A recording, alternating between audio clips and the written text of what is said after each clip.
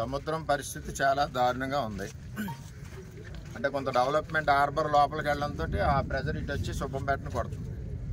అంటే ఎక్కడో చోట ఈ ప్రెజర్ కొడుతుంది సముద్రం, అది మనం ఆపే పరిస్థితి కాదు.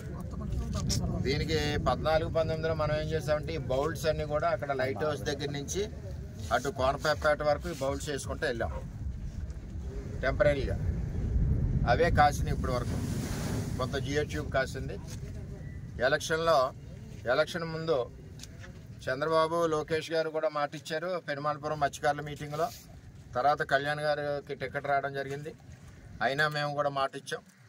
చంద్రబాబు నాయుడు గారు ఆల్రెడీ కేంద్ర ప్రభుత్వానికి ఉత్తరం రాశారని చెప్పారు. అదేవిధంగా ఇటు ఎమ్మెల్యే గారు మేము కూడా అందరం కూడా సపోర్ట్గానే ఉన్నాం. మత్స్యకారులకు ఎట్టి పరిస్థితుల్లో నిర్మాణం జరగాలని త్వరలో జరుగుద్ది.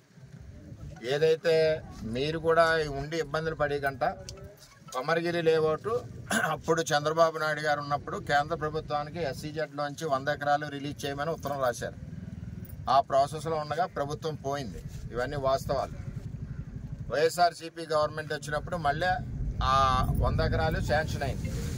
అప్పుడు ప్రపోజల్ 100 ఎకరాలు ఎందుకు పెట్టారంటే ఉప్పాడ, మూలపేట, అమీనాబాదు, కోనపేట సంబంధించిన మత్స్యకారులందరికీ అక్కడ పట్టాలు ఇవ్వాలని అప్పుడు చంద్రబాబు నాయుడు గారు ప్రపోజల్ పెట్టారు.